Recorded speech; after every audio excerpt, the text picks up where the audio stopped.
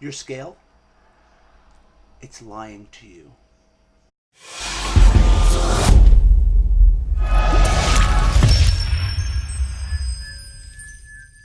What's up, guys? Nurse Mike here, world heavyweight champion of nurses, the Bariathlete, the Bariatric powerlifter, the Bariatric obstacle course racer, back at you with another episode of Bariatric Strong, the show for anybody who's had bariatric surgery and wants to perform better. I don't mean in the bedroom, I mean on the court, in the gym, athletically, which I guess could be in the bedroom if you're athletic in that way. Anyway, obviously you guys can see that I am repping my New York Giants hat as Dan Jones, Danny Dimes.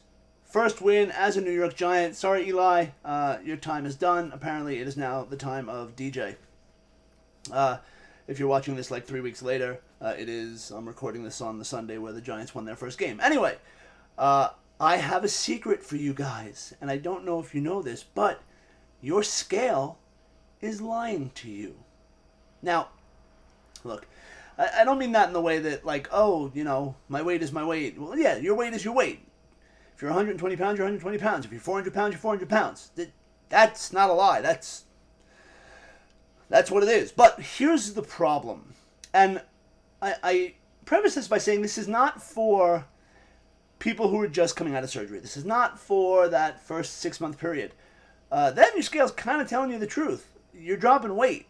And if you're not dropping weight, you're stalling. Now, if you're working out, this is where it gets interesting. And this is where it gets a little different, because this is where your scale sort of lies to you. And lie is a strange term. What I mean to say is that people get really worried about the number on the scale. Okay?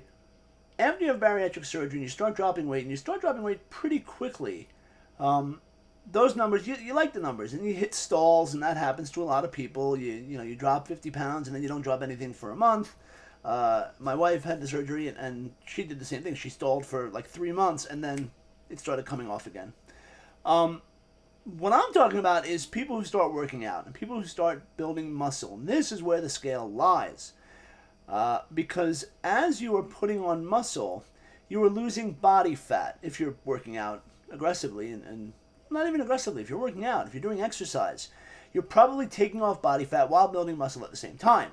That being said, the scale is going to lie to you. It's going to tell you that your weight isn't changing. Now, it is true, your weight is not changing.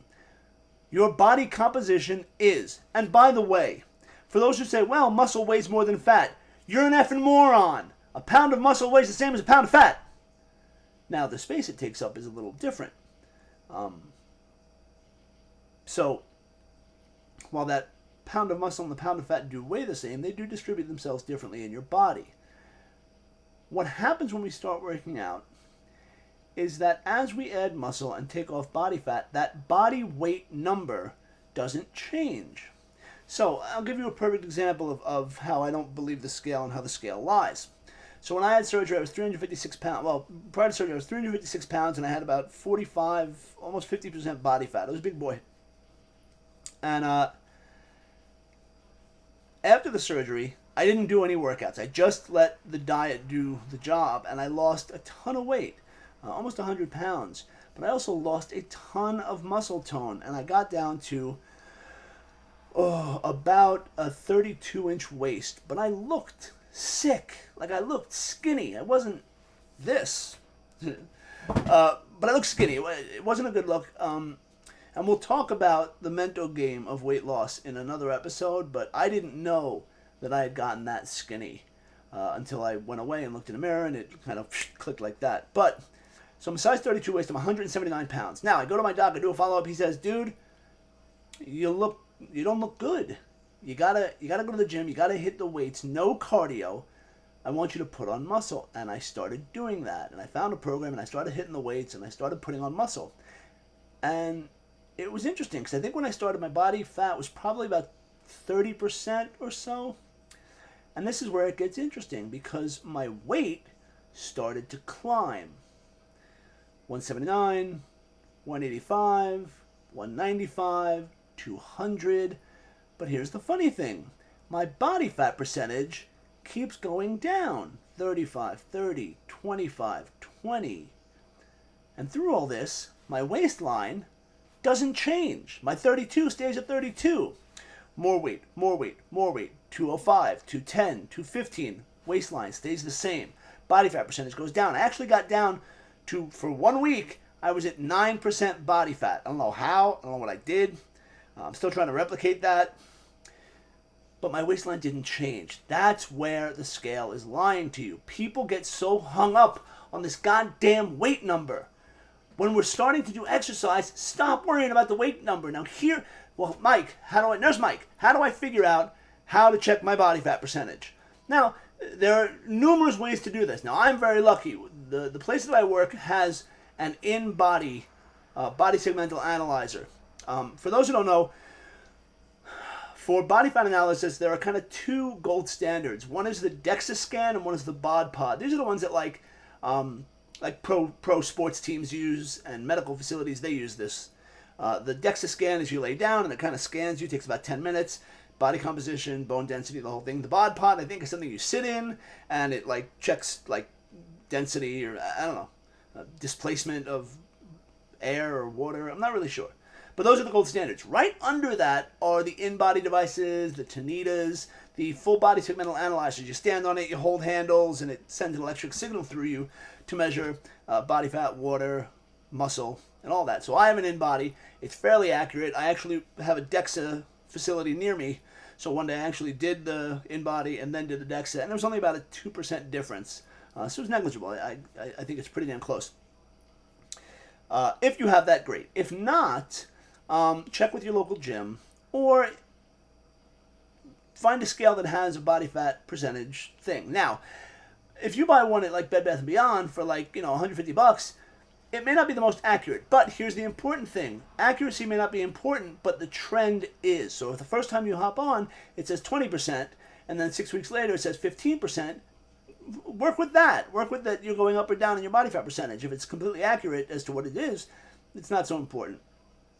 Just see the trend going up and down. My point here being, if you're exercising and you're putting on muscle, stop worrying about your body weight. If your clothes fit better, stop worrying about your body weight. If your belt isn't changing, stop worrying about your body weight. If you feel better and you know that you're not getting bigger in your waist, stop worrying about your body weight. Find a way to check your body fat percentage, and that, for me, that's what I go by. I think I'm right now, in the last year, I fluctuated between 210 and 220 consistently, and my body fat percentage has gone up and down a little bit depending on my diet and my workouts. For me, I eat depending on how I work out. If I'm doing super heavy days, I eat more. If I'm doing lighter days, I eat a little less, and if I'm doing nothing, I eat less. Somebody actually asked me the other day if I could do a what I eat in a day video and a training video. I will do both of those. Right now, my kitchen's being remodeled. It's an absolute minefield, so we're not going to film in the kitchen right now, but as soon as that's done, I'll have a brand new kitchen, and we'll be able to shoot a really pretty video. And I'll do that then. In the meantime, if you guys have any questions, please ask. If you have any questions about body weight versus body fat versus skeletal muscle versus water weight, ask me these questions. What I don't know, I have really, really awesome libraries at my disposal where I can do the research and get the answers. And it will be, some people go, oh, well, I did this and I'm super smart. And, well, I'm not. I just happen to have some really good resources at my disposal where I can actually do medically based research to get you guys answers if you have questions. So, if you like what I'm doing here, like and subscribe. I think it's down every time. Down here somewhere. Like and subscribe. Please tell your friends. I myself am not on Facebook or Instagram. I'm in school for my doctorate. It just became too distracting. But I do encourage you to please share this on Facebook and Instagram and Twitter and Tumblr and Tinder.